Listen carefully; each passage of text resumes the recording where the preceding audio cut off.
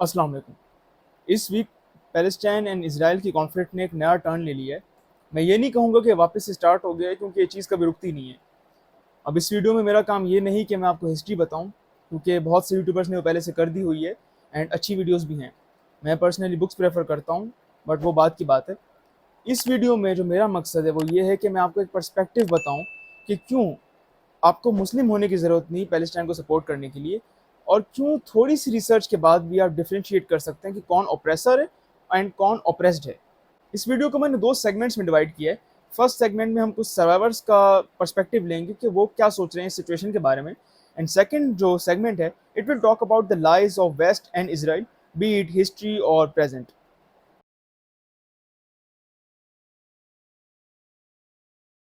अब first segment start करने से पहले मैं आपको हॉलोकॉस्ट के बारे में बताना चाहूँगा। So basically Holocaust is destruction on a mass scale, specially caused by nuclear weapons और एनी अदर वेपन। ठीक है, तो हमने हॉलोकॉस्ट क्यों समझा? बेसिकली अभी मैं आपको सर्वाइवर्स के बारे में बताऊंगा जिन्होंने हॉलोकॉस्ट सर्वाइव किया है, उनका क्या पर्सपेक्टिव है पैलेस्टाइन के ऊपर, इस कॉन्फ्लिक्ट के ऊपर। हेहो मायर जो हैं, ही इज़ ऑल्सो सर्वाइवर। वो ये कहते हैं कि उनको सिमिलैरिटी नज़र आती है जो उन्होंने टाइम फेस किया था in Germany prior to 1934 and those face by the Palestinians today. Doctor Gabor Maté जो हैं, he is the survivor of the Budapest ghetto. There is no understanding of Gaza without the proper context. It's the longest going ethnic cleansing. अब ethnic cleansing क्या है आप ये पूछ सकते हैं। So it's the killing of men on the basis of their religion और ethnicity. और ये इसलिए की जाती है ताकि एक जगह को वो क्लियर कर सकें, बेसिकली जिस तरह इसराइल ने पैलेस्टीन पे किया था। मिस्टर नॉर्मैन फिंकलस्टाइन जो हैं, he is descendant of a family wiped out by the Holocaust. मतलब इनकी पूरी फैमिली वाइप्ड आउट हो चुकी थी और इनके डिसेंडेंट हैं। ही सेज कि आपके पास अगर थोड़ा सा भी दिल होगा ना, तो आपका दिल रोएगा for the people of Palestine. इन्होंने और भी चीजें कही हैं जिसके लिए मैं आपको एक छोटी सी क्लिप दिखाना चाहूंगा। If in 2009 or 2010 Israel had been even remotely held accountable for its criminal actions against the people of Gaza, had there been any accountability, it's forgotten that even in the Goldstone report by Richard Goldstone, in the Goldstone report, he described the blockade of Gaza as a possible crime against humanity. Now, as I pointed out a few moments ago, on the scale of crimes under international law, crime of humanity falls just below the crime of genocide. It's a very serious crime. Edith Bell जो हैं, he has survived several concentration camps. अब concentration camp क्या हो सकता है आप पूछ सकते हैं। सो बेसिक गूगल सर्च के बाद हमें पता चलता है कि concentration camp is a small place where group of people are in present, यानी उनको रख दिया जाता है। सेम हॉलोकॉस्ट जैसा कॉन्सेप्ट है, बस इसमें यह है कि यहाँ लोगों को मारा नहीं जा रहा, एक जगह बंद कर दिया गया है। So he has survived several concentration camp. वो ये कहते हैं कि इसराइल का गाजा पे अटैक एक जेनोसाइड है, क्योंकि इसराइल के पास जो वेपनरी है, जो फोर्स है, वो पैलेस्टीनियंस के पास नहीं है।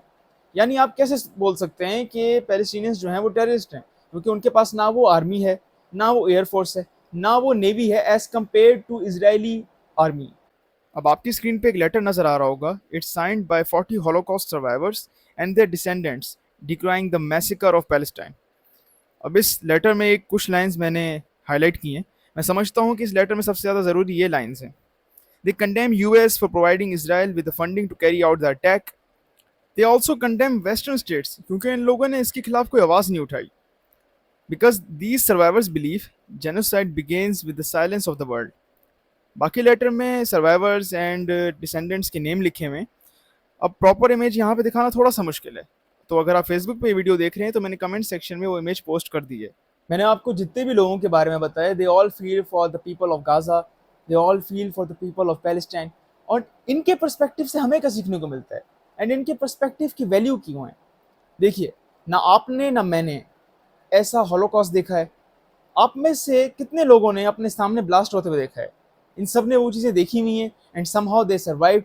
तो इनके पर्सपेक्टिव की इस वजह से वैल्यू है। दैट्स वाई ऐसे जिसने हिस्ट्री पढ़ी है या जिसने ये चीज़ें देखी हुई हैं, उनका पर्सपेक्टिव हमारे पर्सपेक्टिव से ज़्यादा वैल्यू रखता है, क्योंकि एक तो उन्हें ये चीज़ पता है, दूसरा वो इस चीज़ पे नॉलेज रखते हैं।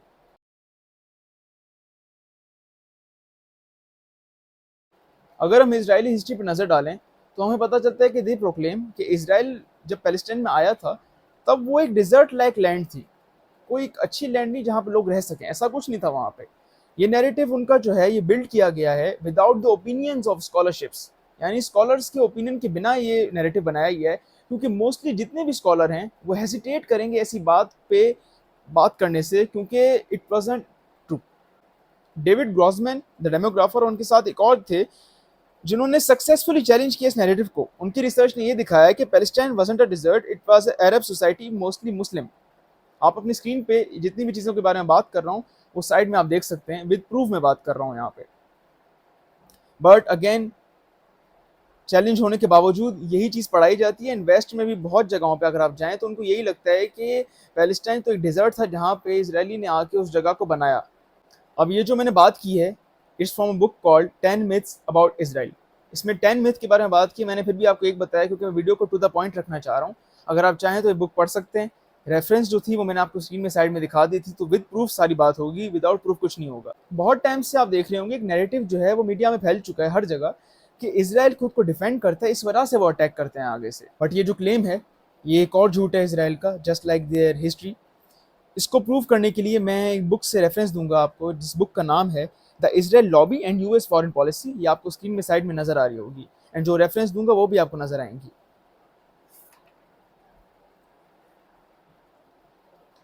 मिस्टर बेन जो हैं वो अपनी डायरी में लिखते हैं, in January 1st 1948 at the time when he was involved in two series of important meeting with the Zionist leader. वो ये बताना चाह रहे थे कि पैलेस्टीनियंस को डील किस तरह करना है।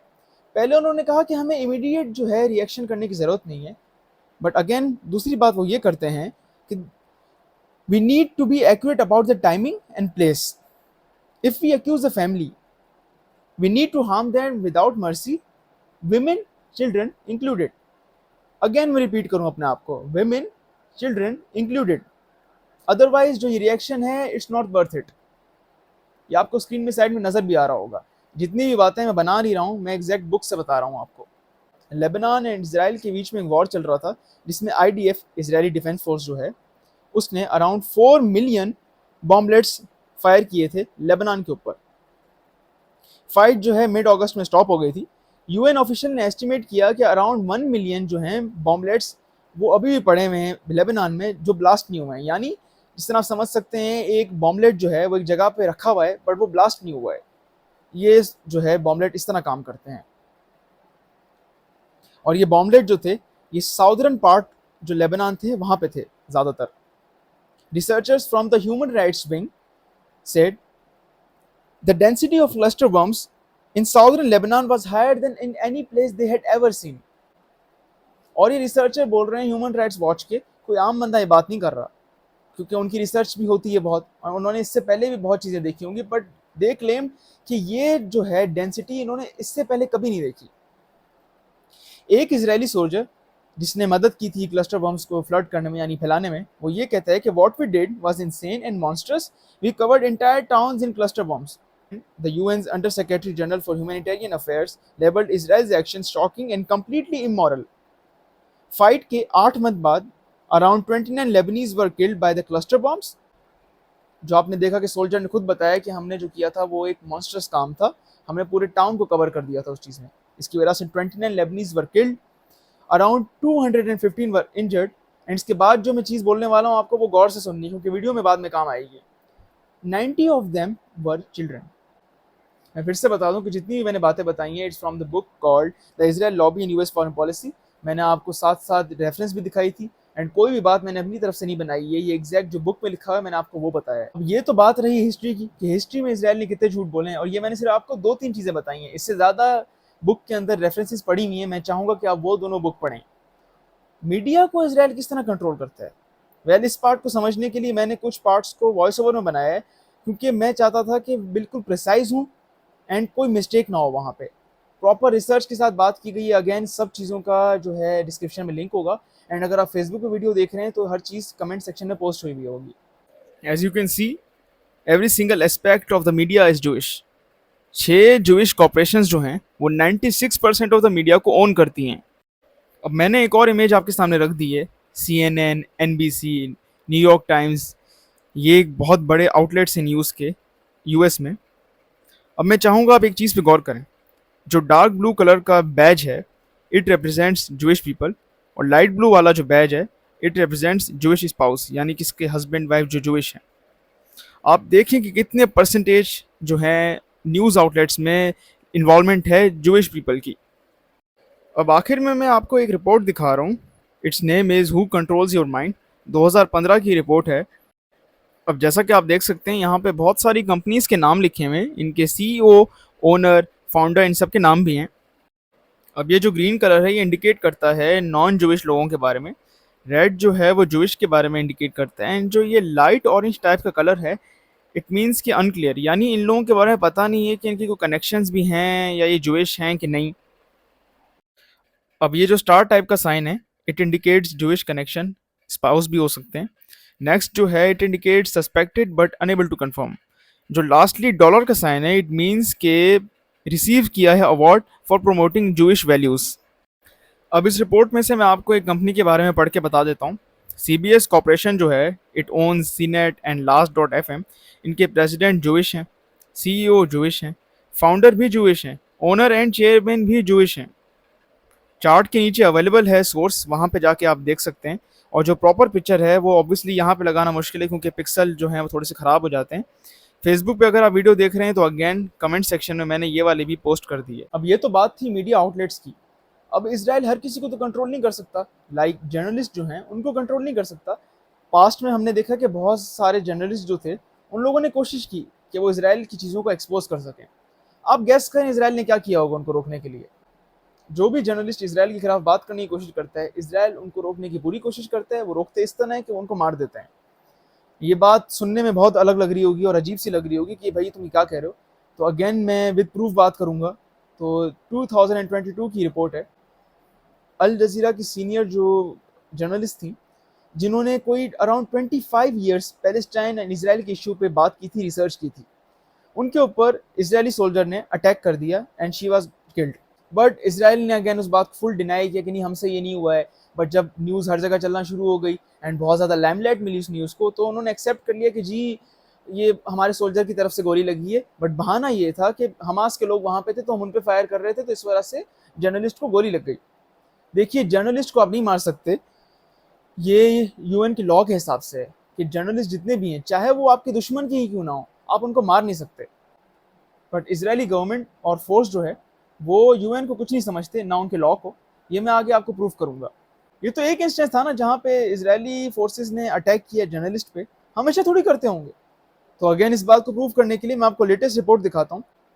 13 अक्टूबर 2023 की रिपोर्ट है, ये आपको स्क्रीन पे साइड पे नजर आ रही होगी।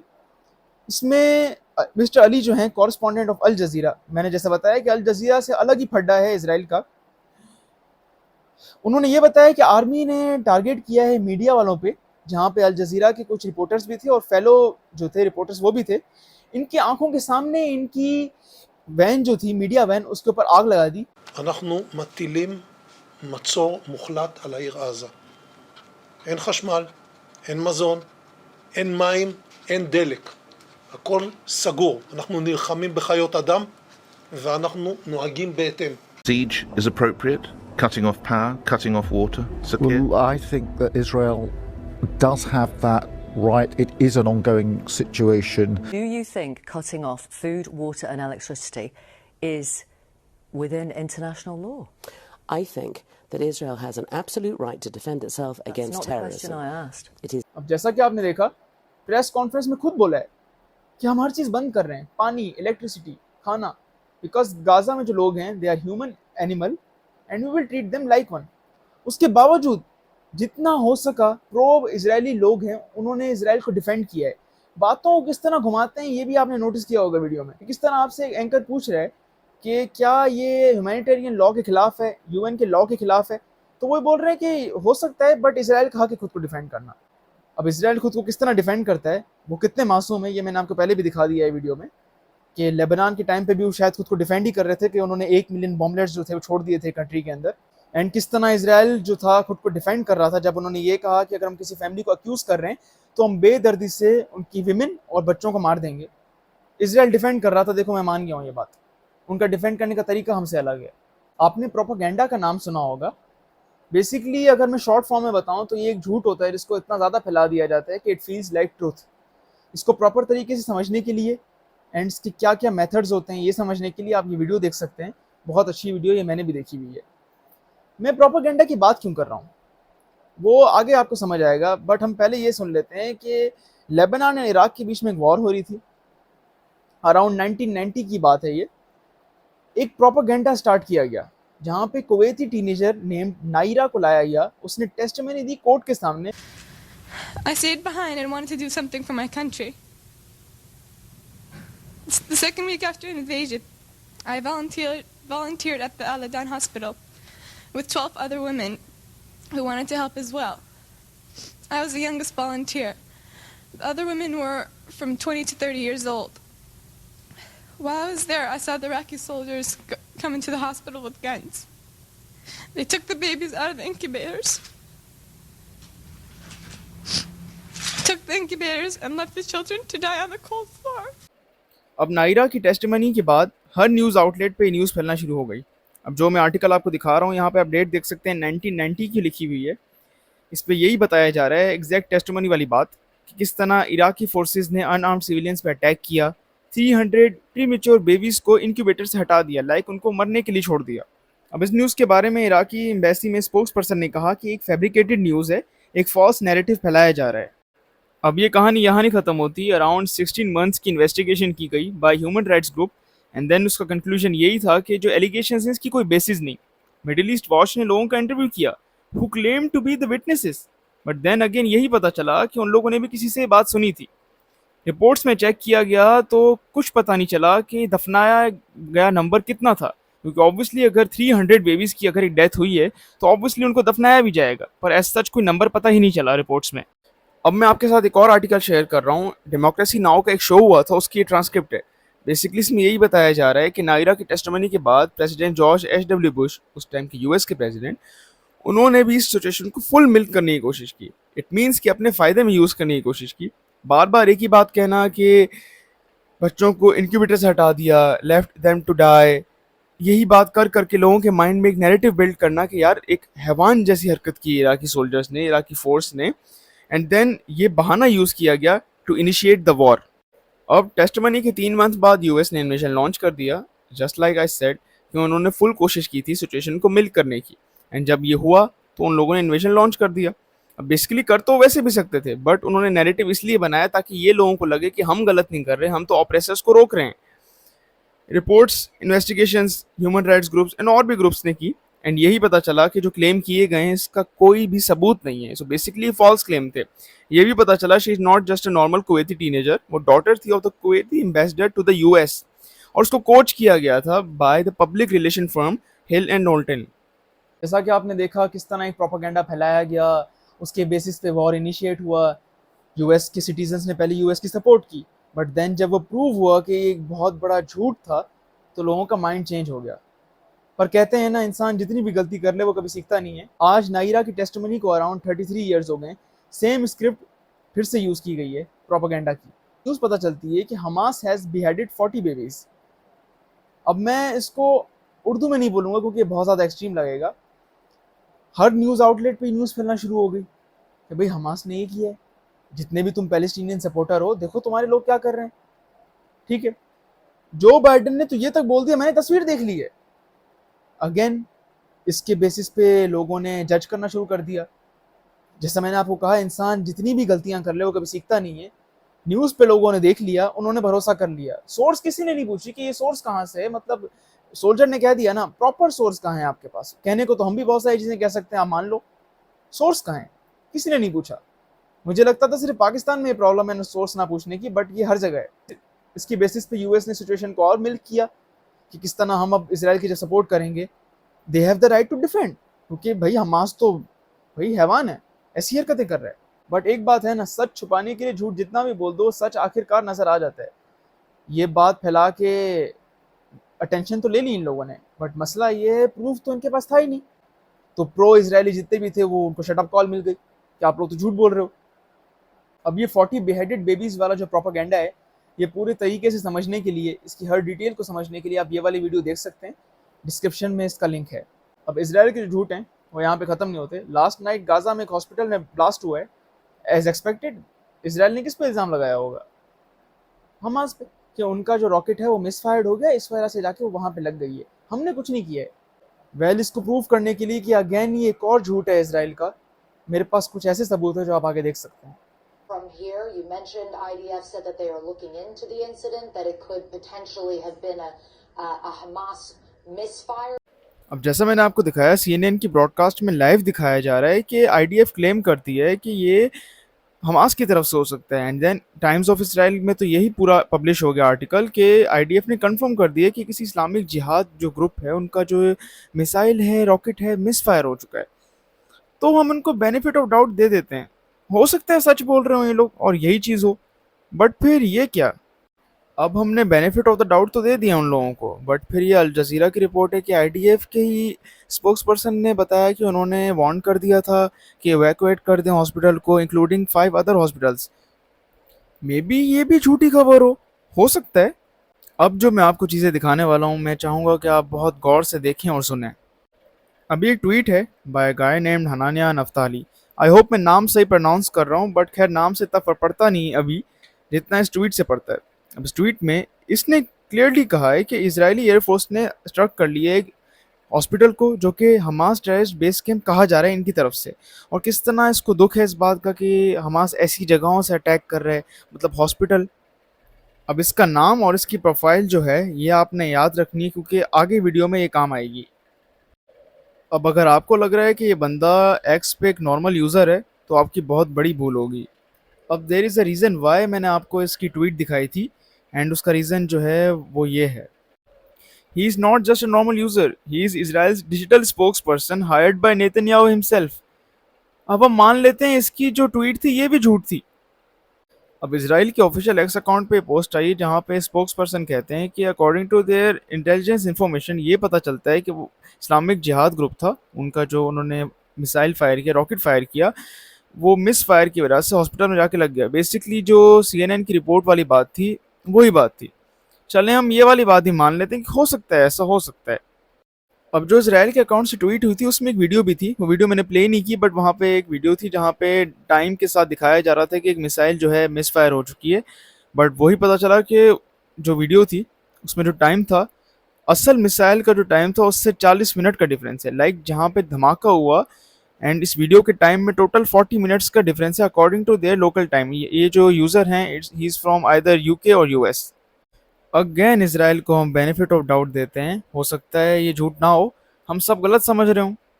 अगेन इसराइल ने ट्वीट किया और ये कहा कि अल जज़ीरा के ब्रॉडकास्ट में डॉक्यूमेंट हुआ है द मोमेंट कि ये मिस फायर हुआ एंड हॉस्पिटल में जाके लगी। बट फिर से अगेन प्रूफ हो गया कि ये भी झूठ है इसराइल की तरफ से, क्योंकि US लोकल टाइम के हिसाब से 1 घंटे का डिफरेंस है कि जो क्लिप इसराइल ने पोस्ट की एंड असल धमाके में 1 घंटे का डिफरेंस है। अब हो सकता है वो लोग आगे से बहाना बनाएं कि नहीं जी अल जज़ीरा पे जो रिपोर्ट चल रही है ना वो टाइम जोन की वजह से आपको 1 घंटे का डिफरेंस लग रहा है। बट एक इशू आ गया, अल जज़ीरा टाइम जोन मक्का का दिखाता है, ये आप गूगल पे सर्च कर सकते हैं, एंड मक्का एंड गाज़ा का टाइम एग्जैक्ट सेम है। अब बहुत ज़्यादा प्रेशर क्रिएट हो गया था इसराइल के ऊपर, किसी तरह तो खुद को डिफाइन करना है, तो अब मैदान में उतरी मोसाद। अब मोसाद क्या है अगर आपको नहीं पता तो इंटेलिजेंस है इसराइली, जिस तरह हर मुल्क की अपनी इंटेलिजेंस होती है उस तरह इसराइल की ये है। They are claim to be number 1 intelligence in the world. आप देख रहे होंगे थर्ड क्लिप पे मैंने क्रॉस लगाया हुआ है रेड कलर का, इस क्लिप को मैं चाहूँगा कि आप जूम करके गौर से देख लें। अब मोसाद के पोस्ट करने की देर थी कि हर प्रो इजरायली बंदे ने ये पोस्ट करना शुरू कर दी वीडियो कि भाई देख लो आप कि मिस फायर हुआ है, इस वजह से ये हॉस्पिटल में ब्लास्ट हुआ। अब जो ये पिक्चर का एंगल है ना, मैं चाहूँगा इसको एक बार लास्ट टाइम गौर से देख लें। अब यही सेम वीडियो अगस्त 2022 में एक यूज़र ने पोस्ट की थी। अब मैं भी सोच रहा था हो सकता है एडिटेड हो, तो डबल चेक के लिए थैंक गॉड किसी ने यही पोस्ट जाके रीट्वीट कर दी और मैंने उसकी स्क्रीन रिकॉर्डिंग कर दी है, जो कि आप नेक्स्ट क्लिप में देख सकते हैं। So before ending this part, I would like to talk about this guy again. आपको क्या सकता है कि एक पिक्चर लगा देने से हनानिया की नेतन्याहू के साथ या किसी की ट्वीट दिखाने से प्रूफ तो नहीं हो जाता? बिल्कुल सही बात है, मैं भी यकीन नहीं करूँगा ऐसे। अगर मैं आपको एक वीडियो के फॉर्म में प्रूफ दिखा दूँ तो क्या आप उसको भी डिनाई करेंगे? I'm especially delighted to be with Hanania in India. Now, I'll tell you about Hanania. He works for me. That's not an easy thing to do. आप लोगों ने कभी रोबोट के बारे में सुना है? बेसिकली रोबोट एक मशीन है जिसको आप इन्फॉर्मेशन जो दोगे वो एग्जैक्ट वही इन्फॉर्मेशन को आगे बोलेगा। वेल बेसिकली जो बाइडन एक रोबोट है, क्योंकि इसराइल ने बोल दिया उन्होंने ये चीज़ नहीं की है, तो बाइडन साहब भी मान चुके हैं कि इसराइल ने तो नहीं की। हालांकि रशिया ने इसराइल से बोला है कि आप हमें सैटेलाइट की प्रूफ दे दो कि आप लोगों ने नहीं किया और ये हमास ने किया है। सैटेलाइट से तो ये इमेज मिल जाएगी ना कि आपने नहीं किया, ये हमास की तरफ से हुआ है। बट जो बाइडन, क्योंकि इसराइल ने कह दिया तो वो उसी की बात मानेंगे। एंड ये भी बोल दिया कि भाई हम तो फुल सपोर्ट देते हैं इसराइल को, हम एड भी दे रहे हैं ताकि इसराइल खुद को डिफेंड कर सके। साइड पे एक पिक्चर नजर आ रही होगी आपको, इसको गौर से देख लें, इसको सेव कर लें। नेक्स्ट टाइम कभी भी कोई ऐसी चीज़ हो, लाइक धमाका हो या जर्नलिस्ट को किल किया जाए, तो आप देखिएगा इसराइल की तरफ से इनमें से कोई एक बहाना दिया जाएगा। चेक करिएगा। अब इसराइल जो है मीडिया को कंट्रोल करता है, इसको अगेन प्रूव करने के लिए मैं लास्ट आपको एक चीज़ दिखाने वाला हूँ।